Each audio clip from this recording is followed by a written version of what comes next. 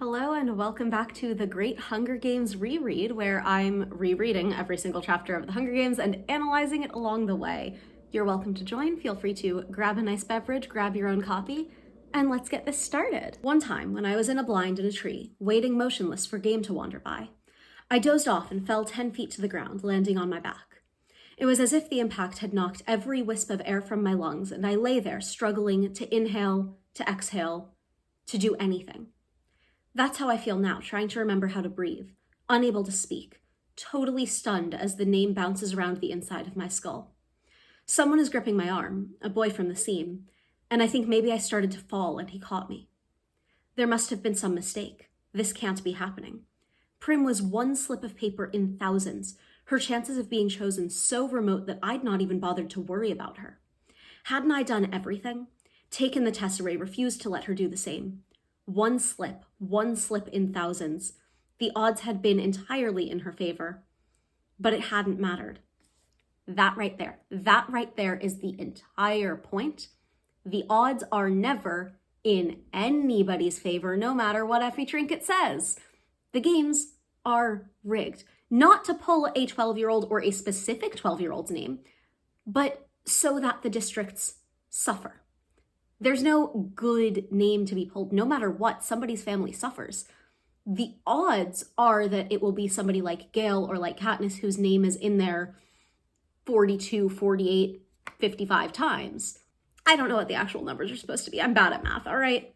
The point is that it's not fair to anybody in the districts. The only people who benefit from the games in the long run are the Capitol. And then I see her, the blood drained from her face, hands clenched in fists at her side, walking with stiff, small steps up towards the stage, passing me. And I see the back of her blouse has become untucked and hangs out over her skirt. It's this detail, the untucked blouse forming a ducktail, that brings me back to myself. There's two things that I want to see here. One is that, of course, the detail about the untucked shirt making a little ducktail comes back to bite us all later, and it's heartbreaking. And within that, the idea that Prim was going to be sacrificed in some way, no matter what. Prim was not making it out of these books, and the first two chapters make that glaringly clear. And also, I just want to compare the way that Prim walks up to the stage to the way that in Sunrise on the Reaping, we see Haymitch knowing perfectly well, telling Luella McCoy that they have to keep their chins up, that they have to be strong, dignified, that they can't let the Capitol see how upset, afraid, humiliated they are. It's that very distinct sense of dignity. They know that they are there to suffer, and in that small, tiny little way, they are not letting the Capitol win. We see it with Lucy Gray at the very beginning of Ballad of Songbirds and Snakes, too. District 12, for decades, has been defined by its dignity. And there's just something incredibly striking about that to me. Except for Katniss. Katniss is not defined by her dignity, not even a little bit. She is defined by her compassion. Because right here we get Prim, the strangled cry comes out of my throat and my muscles begin to move again. Prim, I don't need to shove through the crowd. The other kids make way immediately, allowing me a straight path to the stage. And Katniss gets to her just before Prim is about to climb the steps, and she shoves her out of the way and says, I volunteer as tribute. And there's some confusion, there's some kerfuffle. They don't really know what to do. Nobody's ever really stepped up to be a volunteer in 12 before. Because, the games are essentially a death sentence for everybody with the exception of Haymitch, who everybody remembers and everybody's felt awful for years. He's an embarrassment, but he's their embarrassment. And also the older people in 12 know exactly what happened to Haymitch's family. And Lucy Gray, who has been systematically wiped out of the record. But the mayor says, what does it matter? He's looking at me with a pained expression on his face. He doesn't know me really, but there's a faint recognition there. I'm the girl who brings the strawberries. The girl his daughter might have spoken of on occasion. The girl who 5 years ago stood huddled with her mother and sister as he presented her, the oldest child, with a medal of valor. A medal for her father, vaporized in the mines. Does he remember that? What does it matter? He repeats gruffly. Let her come forward. There's a couple of things here. One, Katniss is significantly more important to District 12 than she realizes. At this point, she does not understand how many people in 12 are relying on her for meat. They're trading things with her that she values more than the things that she is shooting. But the people that she's feeding value it plenty. And somebody like the mayor, who is married to Marilee Donner, Madge's mother is Maisie Donner's twin sister. Madge is Katniss's best friend. They eat lunch together every single day. They sit next to each other in every single class. The fact that Katniss doesn't register that Madge is her friend yet doesn't mean that that's not the case. Likewise, the fact that Katniss does not intentionally and actively participate in the community of District 12 doesn't mean that that community isn't there. And we also get this recurring theme here of dignity when Katniss says, Prim, let go, because it's upsetting her and she doesn't want to cry. And her concern is that she'll be marked as an easy target. And then something really interesting happens. Gale lifts Prim up off the ground. She is thrashing in his arms. And Gale says, up you go, Catnip. And Gale is upset in this moment, but he's also the one who takes Prim away from Katniss. As early as chapter 2 of book 1, Gale is the one who takes Prim away from Katniss and sends Katniss off to go play the Capitol game. So there's that. And Effie tries to get the crowd moving again, and to the everlasting credit of the people of District 12, not one person claps. Not even the ones holding betting slips, the ones who are usually beyond caring. Possibly because they know me from the Hob, or knew my father, or have encountered Prim, who no one can help loving. So instead of acknowledging the applause, I stand there, unmoving, while they take part in the boldest form of dissent they can manage. Silence, which says we do not agree, we do not condone. All of this is wrong. And I think that this is so incredibly powerful, especially reading this in our current moment, where silence is a form of protest.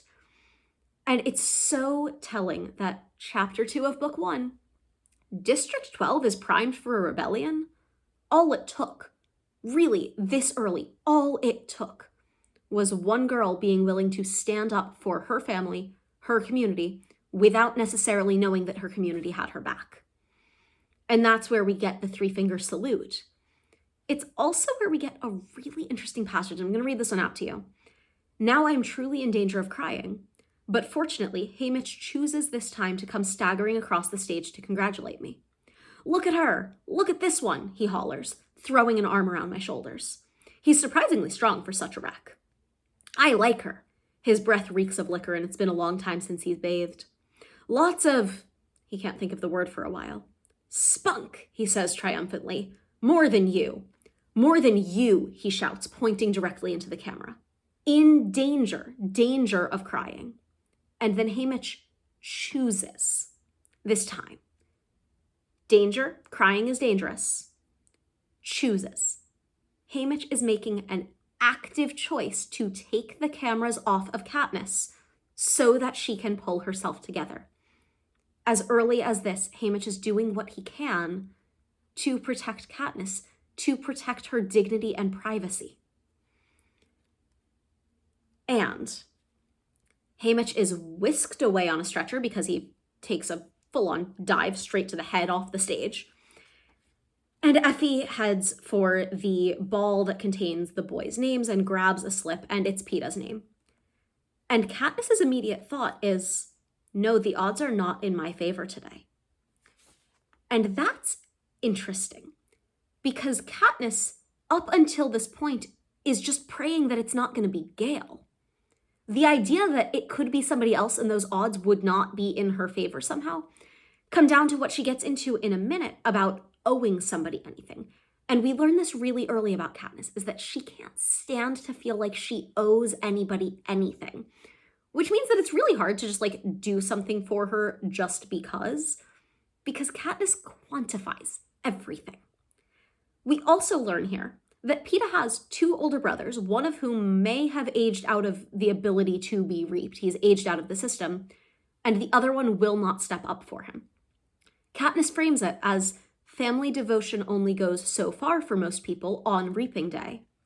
What I did was the radical thing. Which, that right there tells us Katniss is not thinking of herself as a rebel. Katniss is not interested in overthrowing the system. She recognizes that the system is inherently unfair. She recognizes that she and her community are suffering as a result of it. Her act of rebellion, her radical choice, is not to disrupt the system. It's to actively participate in it.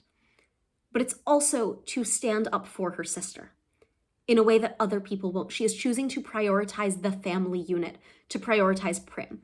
Again, this should really be telling us from the beginning that Prim is Katniss's motivation for most things. And if we're paying attention to this from a craft perspective, it should already feel pretty unlikely that either Prim survives this as she is, as the symbol of Katniss's hope and innocence, or that Prim does not survive this at all.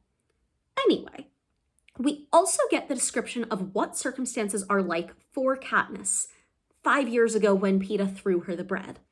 We learn that it was during the worst time. Money has run out for the Everdeens. Burdock is gone.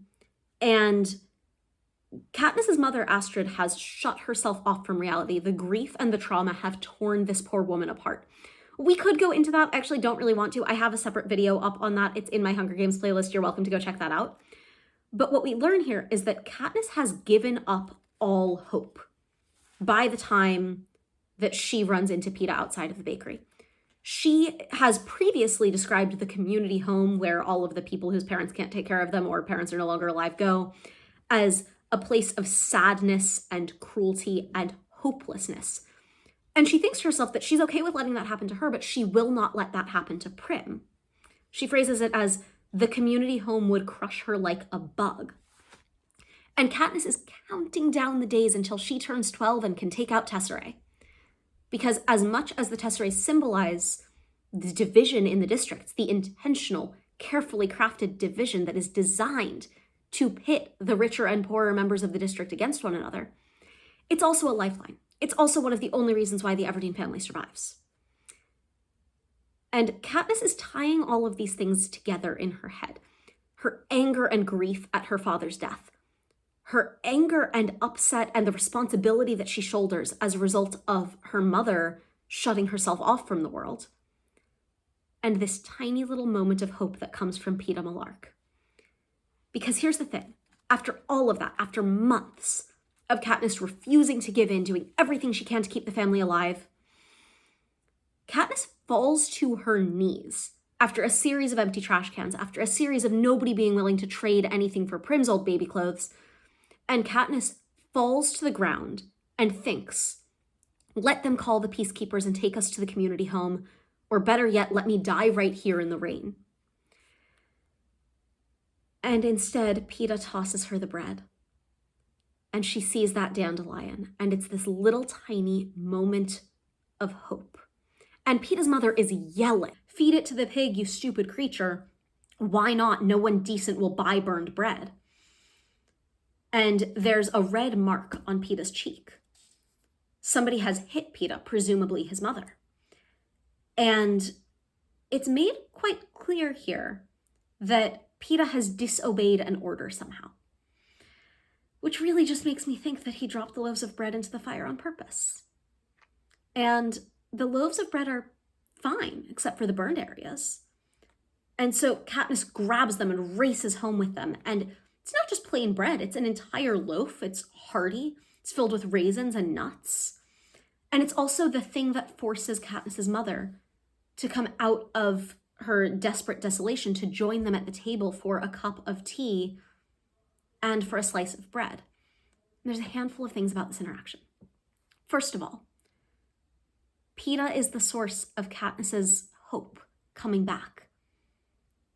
And Katniss sees a little dandelion and thinks of it as the first sign of spring, of hope. And that is tied together from the beginning with Peeta as something to live for, something to hope for. Spring might come again. From the beginning, Peeta signifies a future where there is hope not just for survival, but for life.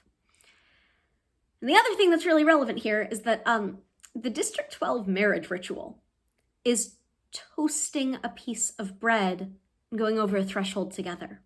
You can argue that this moment with the loaves of bread is Peeta crossing a threshold of his door, with the loaves of bread to give them to Katniss, and they are toasted. They've been tossed in a fire. From the beginning, those two were destined to end up together. And Katniss goes into this with this idea of owing Peeta something. I feel like I owe him something and I hate owing people. Maybe if I had thanked him at some point, I'd be feeling less conflicted now. I thought about it a couple of times, but the opportunity never seemed to present itself. And now it never will. Because we're going to be thrown into an arena to fight to the death. Exactly how am I supposed to work in a thank you there? Somehow it just won't seem sincere if I'm trying to slit his throat. And Peeta looks Katniss right in the eyes as she's thinking all of this about owing somebody something, about owing him something, about debts going unpaid. And he does his best to give her hand a reassuring squeeze. And it's just like my whole heart. Peeta's so head over heels for this girl from the very beginning. It's so striking. And then the anthem of Panem plays. And Katniss thinks to herself, oh well, there'll be 24 of us. Odds are someone else will kill him before I do. And then thinks to herself, of course, the odds have not been very dependable of late. That's it for chapter 2. Follow along and make sure you hit that notification button if you want chapter 3. I will catch y'all in the next one. Bye.